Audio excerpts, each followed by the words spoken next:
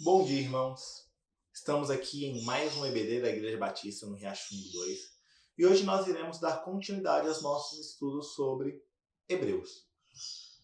Para ser mais exato, nós iremos hoje falar sobre o final do capítulo 10, a partir ali do versículo 19. E hoje, como nós terminamos a questão sobre Cristo como sumo sacerdote, nós vamos entrar em algumas aplicações de como isso afeta a nossa vida. Agora, sem mais delongas, vamos para o versículo 19. Tendo, pois, irmãos, intrepidez para entrar no Santo dos Santos pelo sangue de Jesus, pelo novo e vivo caminho que ele consagrou pelo véu, isto é, pela sua carne. Então aqui nós já temos algumas considerações a fazer, e a mais importante é: Cristo é aquele que nos permitiu esse novo caminho. É por Cristo, pelo seu sacrifício, pelo seu papel como sacerdote que levou a oferta, que levou a oferenda de sangue a Deus, e ela foi aceita.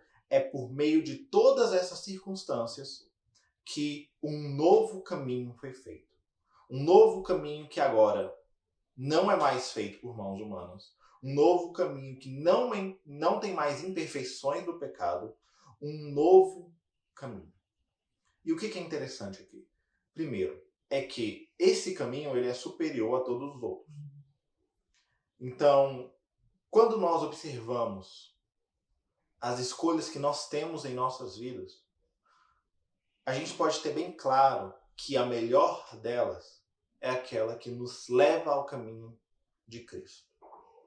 Todos nós somos livres para escolher nas nossas vidas. Que trabalho eu quero ter, o que eu quero estudar, como eu quero criar a minha família, aonde eu quero morar, aonde eu quero congregar, com que pessoas eu quero conviver. Todos nós temos escolhas em nossas vidas. Mas o caminho de Cristo é a melhor escolha. É o melhor caminho. É esse novo lugar que só pode ser acessado por essa nova opção que Cristo nos dá em nossas vidas. Então não importa qual é a oferta que vai aparecer na nossa vida, que o mundo possa nos oferecer. Nada se compara a viver uma vida nesse novo e vivo caminho. Porque somente por esse novo e vivo caminho é que nós podemos nos achegar até a vontade de Deus. Versículo 21. E tendo grande sacerdote sobre a casa de Deus, aproximemo-nos com sincero coração, em plena certeza de fé, tendo o coração purificado de má consciência e lavado o corpo com água pura. Então aqui nós temos também a primeira questão. Esse caminho ele só pode ser acessado àqueles que têm, primeiro, uma certeza da fé. Não é um caminho fácil. Não é um caminho em que nós podemos acessar com o nosso coração com dúvidas. Porque na primeira tribulação, no primeiro desvio que fizermos, na primeira tentação que aparecer, nós iremos cair se nós não temos a certeza de que aquilo que nós estamos seguindo, que aquele caminho que nós estamos, é o caminho certo. Nos evangelhos, nós temos muito bem as alegorias da casa. A casa, ela precisa de uma fundação.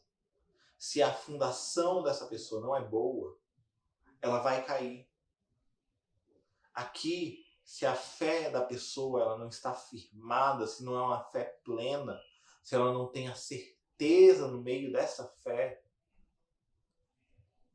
ela não vai conseguir percorrer todo o caminho. Porque imagina, você seguir por um caminho com o coração cheio de dúvidas, com o coração cheio de incertezas, com o coração cheio de perguntas.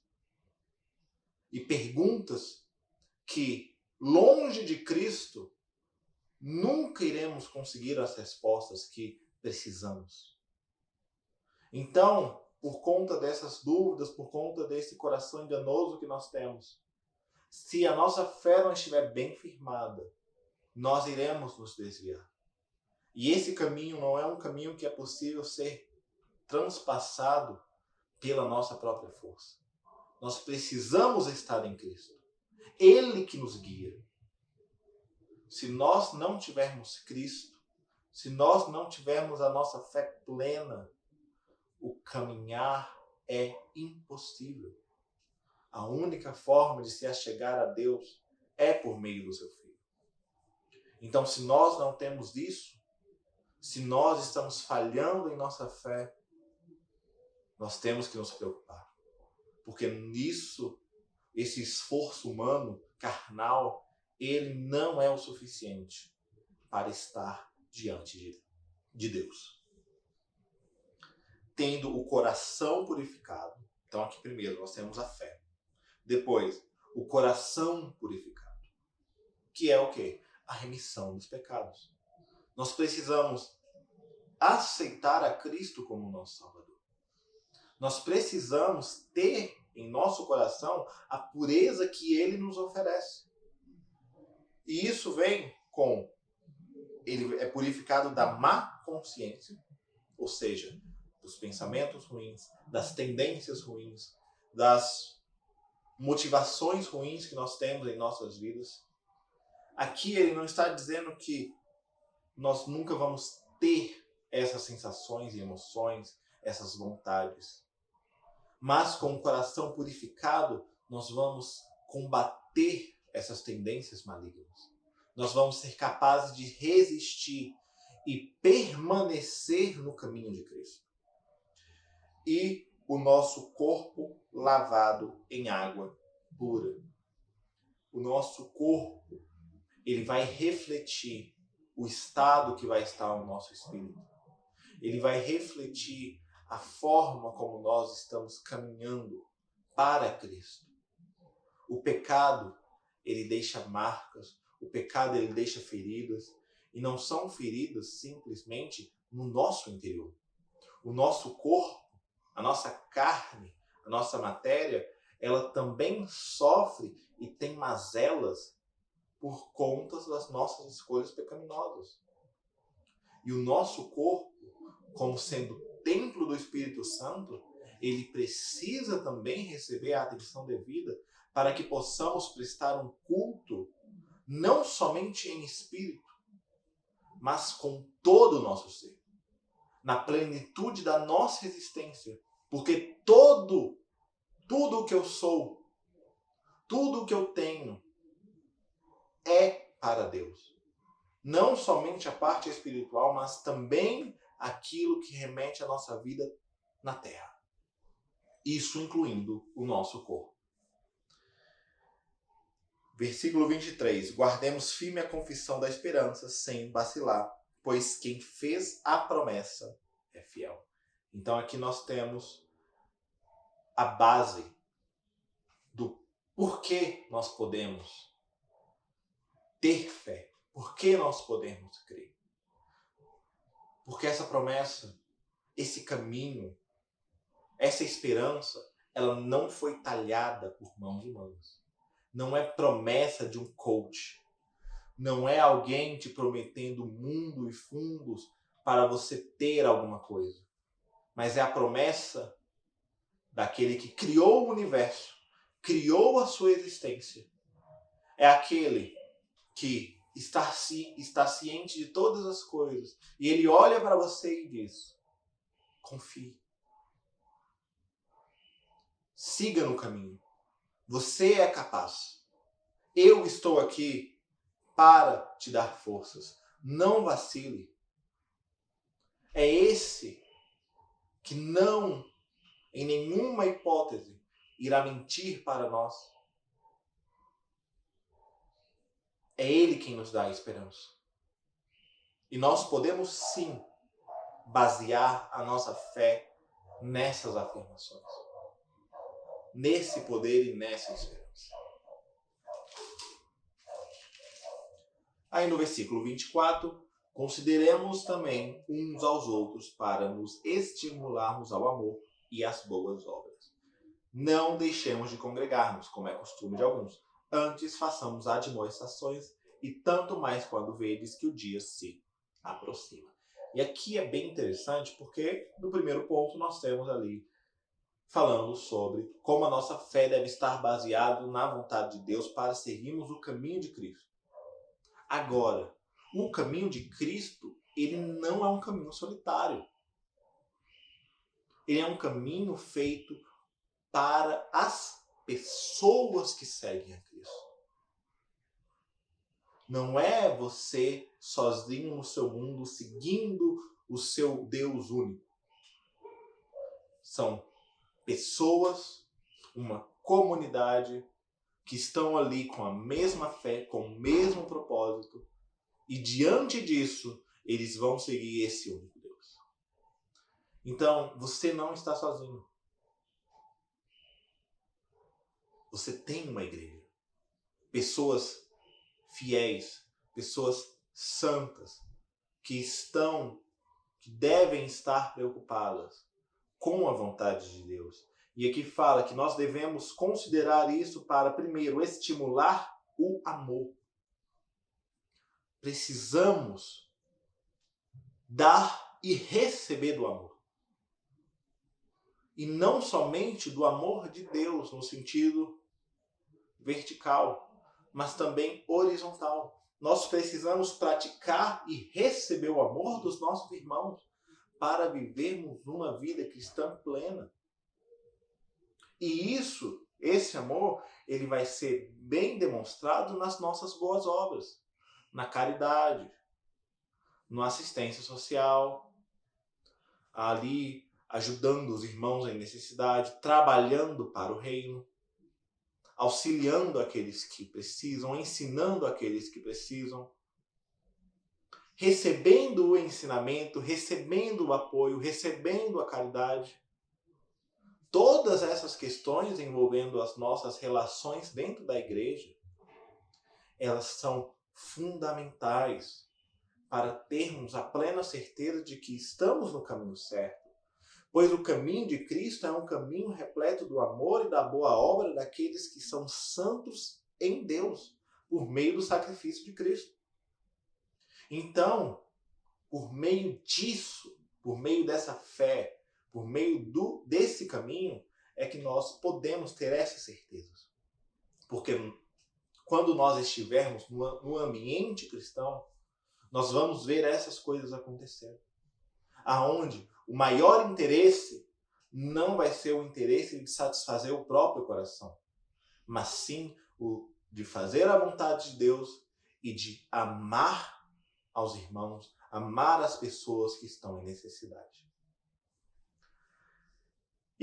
E uma coisa interessante, porque aqui ele fala, não deixemos de congregar-nos como é costume de alguns. E hoje em dia nós temos um movimento bem forte em algumas igrejas que se chamam, os não igrejados.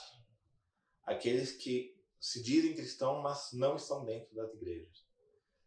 Mas nessa época aqui, a justificativa que se tinha é que por conta da perseguição, por conta do sofrimento, eles preferiam não fazer parte do culto, não se reunir, para evitar você ter ali os conflitos, a perseguição, para tornar mais difícil que eles fossem mortos e as coisas ruins acontecessem com o povo de Deus.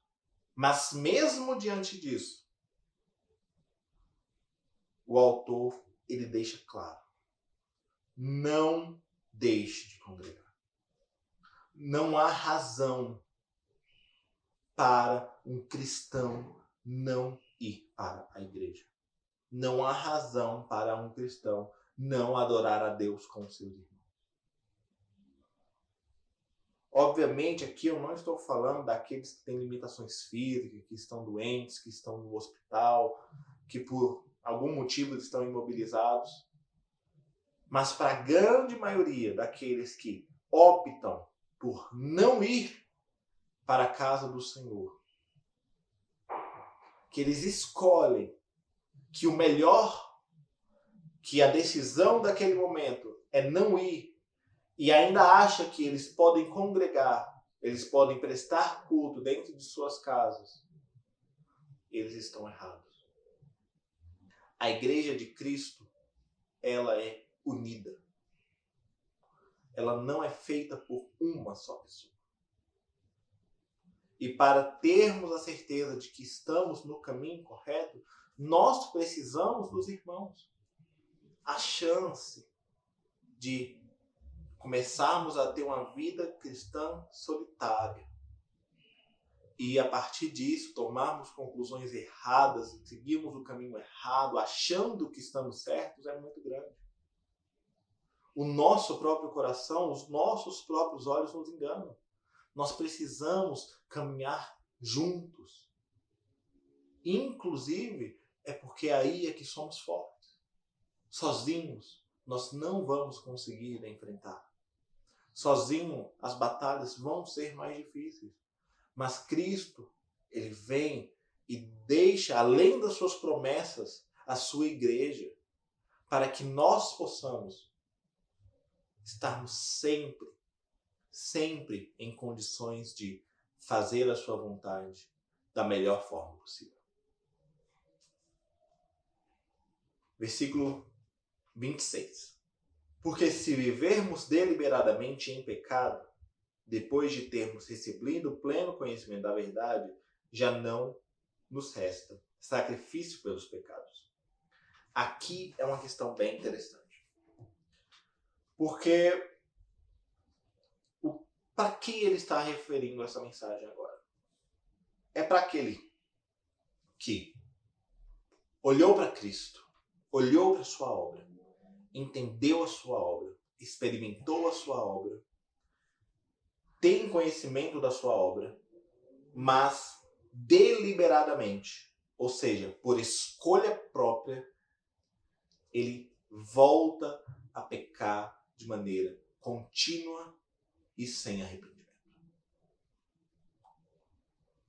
É aquele que olha, entendeu, mas ainda assim, mesmo diante do amor de Deus, ele fala: eu prefiro o pecado. Eu prefiro viver na imundícia. Eu prefiro viver no vômito dos cães. É para essa pessoa que essa mensagem está se referindo. E aqui, de novo, quando nós pegamos o contexto, você tinha pessoas que estavam sendo perseguidas, mortas. É para esse tipo de pessoa que essa carta foi escrita. Mas ainda assim ele fala: olha, não volte para o pecado. Não resta sacrifício para esses pecados. Porque você está pegando o sacrifício de Cristo e jogando no lixo. Versículo 27. Pelo contrário, certa expectação horrível de juízo e fogo vingador, prestes a consumir os adversários. Sem misericórdia, morre pelo depoimento de 2 ou 3 testemunhas quem tiver rejeitado a lei de Moisés. De quanto mais severo castigo julgais vós, será considerado digno aquele que calcou aos pés do Filho de Deus e profanou o sangue da aliança, com o qual foi santificado e ultrajou o Espírito da graça. São palavras fortes. Se para aqueles que não obedeciam à lei de Moisés, à lei de homens, você já tinha a pena de morte. Agora, imagine qual é a consequência daqueles que olham para Cristo, daqueles que entendem a Cristo, que vivem, experimentam a obra de Cristo e ainda assim optam deliberadamente por jogar no lixo da sua vida esse sacrifício. o Filho de Deus. Cuidado, irmãos, com o que vocês estão fazendo no secreto. Cuidado com o caminho que vocês estão tomando a vida de vocês, as nossas vidas. Deus, ele nos conhece no nosso íntimo. Não adianta nós tentarmos sermos santos sem a purificação dos nossos corações. Vai chegar uma hora que fica insustentável e nós vamos nos entregar à imundícia do pecado novamente. Então cuidado, irmãos, para que essa mensagem ela não seja para você. Para que não seja eu e você ouvindo essa palavra e percebendo o que nós estamos fazendo com o sacrifício de Cristo em nossas vidas. Qual é o valor que estamos dando para o nosso Senhor? Nós devemos ter cuidado. Nós devemos refletir sobre. É muito fácil na nossa vida cotidiana esquecermos quem é o nosso Senhor verdadeiro. A gente se coloca muito em disposição do nosso chefe, lá da professora da escola, da nossa empresa. Nós nos colocamos à disposição de várias pessoas que estão dentro de um sistema maligno, em essência, porque o mundo jaz no maligno. E se nós não tomarmos cuidado, a verdade é que podemos estar tão envolvidos com o mundo que nós nem percebemos a distância que nós estamos fazendo todos os dias para a vontade de Deus. E nos esquecendo o motivo e a razão do sacrifício de Cristo. Versículo 30. Ora, nós conhecemos aquele que disse: a mim pertence a vingança, eu retribuirei. E outra vez, o Senhor julgará o seu povo. Horrível coisa é cair nas mãos do Deus vivo. E aqui, só para a gente finalizar, nós temos aqui essa certeza. Cristo, Deus é quem nos julgará. Ele julgará nossas ações. Não queiramos cair na sua ira. Cristo, ele já veio e deu o caminho. Ele deu um caminho perfeito. Um caminho que não tem mais nenhum tipo de mazela humana. Não tem mais nenhum tipo de erro. Não tem mais nenhum tipo de desvio. E ele vem e nos firma no pacto com Deus. E nesse pacto ele ainda diz que o próprio ser que não mente é aquele que garante que esse caminho funciona. Agora, se ainda assim, mesmo diante de todas as promessas, de todo o poder, de toda a graça que ele manifesta em nós, escolhermos deliberadamente pecar e esquecer da obra divina que ele fez em nossas vidas, horrível coisa é cair nas mãos do Deus vivo. Então, irmãos, essa é a mensagem de hoje. Que Deus esteja conosco, que Ele abra os nossos corações para a sua vontade e que Ele permita, paulatinamente, que possamos ser melhores nele e possamos estar sempre dispostos a seguir a sua vontade. Em nome de Jesus. Amém.